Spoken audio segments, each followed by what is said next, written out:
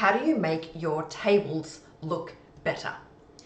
When we onboard a client, we sit down with the leadership team at the beginning of the program and we ask them, what are some of your frustrations? What are the things that you would really like to see improved in terms of data storytelling and communicating people's data? And maybe 70% of the time, I don't know, I'm making that number up. The point it is more often than not.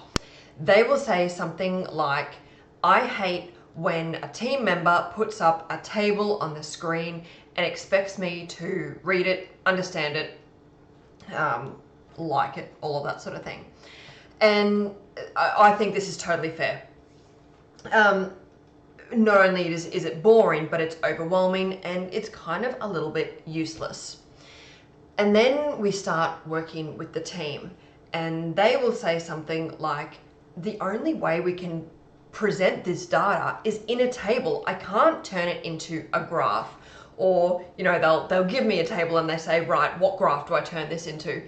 And sometimes a table is the best option. We just need a table. So we need to find a happy medium. We have to work out, how do we make our tables presentable for an audience so that they can not only understand it, but use it and be able to do something with the information that is being presented.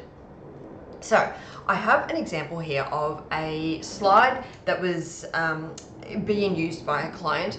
I've rebranded it, changed all of the data, but the essence is the same. And we're going to look at how we, what we can get it to, how we can change the table, and we'll go through the thought process and how we actually get to that. Here is the slide. So we can see here, there's a lot going on. And there's a few issues here. The first issue is that we have a number of pieces of information on this slide. We obviously have the main table, but then we also have this secondary table up here, and then we have a list. All of these things are related, and I can tell that because I've got like this 1365 comes up here and here, same with the 687 is here and here, and then this 2374. So that's all related information. The same with service point found, looks like it's here, and then no service point exists is down here. So all of these three pieces of information are related. And currently, this looks like someone is still working on this table because you've got these little highlighted bits, which I assume are actually to just kind of separate these two pieces of information. You've got orange and green and gray colorings, which I thought was, nope, because there's orange ones. Okay, it doesn't make any sense at the moment. It's some sort of legend that whoever is working on this has in their head. So how do we change this and make it nicer? Let me show you how the end result of what I changed this slide to be. This is what it looks like. It's much neater. It looks like there's less information. There's actually not. It is just less duplicated information.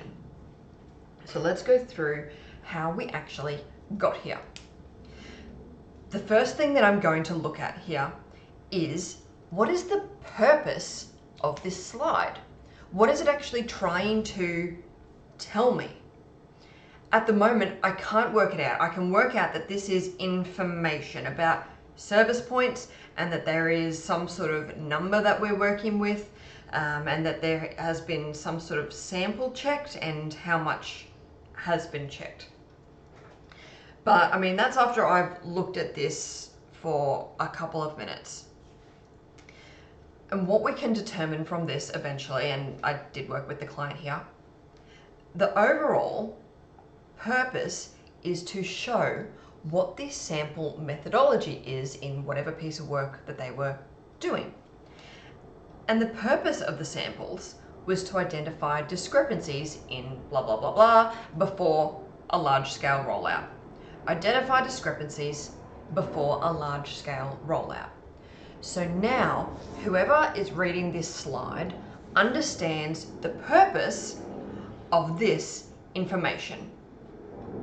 And again, the purpose is to identify discrepancies before large-scale rollout. Next. I mean, this is already doing such heavy lifting, just changing the title and the description of the slide. Next, we need to get rid of as much duplication as possible. We've already identified that these totals do match here, so we need to put them together. All of this color just needs to be completely stripped because it's, again, I think this legend is in someone's head. And then we can see that these numbers match up, so we can probably put them together. And yeah, this is just a bit of mucking around, but now we have list 1, 2, and 3. And can you see that that is easier to see when we don't need the list name, we don't need that duplication here. So we're not getting rid of information, we're just getting rid of the duplication, and it makes it easier to see. So everything with existing NMIs is here. And it means we can also get rid of a lot of our grid lines as well. In a table, you generally don't need grid lines between columns, but maybe between, I've left grid lines here between sections. So how much of your grid lines can you actually get rid of and still have it make sense and make visual sense? The next thing that makes this look messy, apart from everything that's going on, the next thing that makes it look messy is your table headings should be aligned the same way that your information is. So this is center aligned, but then the actual column is left aligned. So we move this and make it left aligned. Same with over here. All of these headings are center aligned and the information is left, so we would make it all left aligned. However, in saying that, numbers generally look a whole lot better when they are right aligned. So all of these volumes I am making right aligned, and of course the heading then becomes the same. The heading becomes right aligned. Same with your percentages, make sure that they are consistent. If you've got decimals in some but not others, make sure they're consistent. They're all right aligned, and therefore the column heading is right aligned as well. And that is just one of those small things that makes tables look a bit neater and much easier to process. So we're basically removing as much as we can. We got rid of this totals and we added them all in here. And I left the volume because if we look at the purpose, which was to sample and identify discrepancies, what we really want to know is how much was checked. We can see that there is some percentage, and trying to interpret any of these numbers as a percentage, you're going to get it either inaccurate or you're going to spend a lot of time processing and trying to understand. So we're just going to make that clean and put a percentage of how much was checked. This is the volume and how much was actually checked. It's much easier to process. And now, I mean, I don't understand this information fully because it's not my subject area. I don't need to.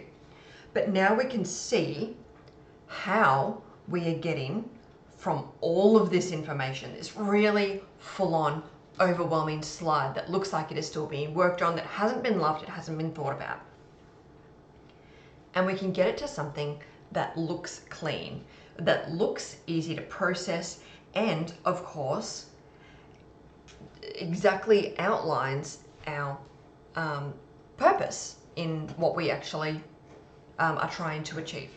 We need to keep in mind that every single chart, every table has a job to do. It's not just to visually display information, it's to communicate a specific message to help someone else do their job better.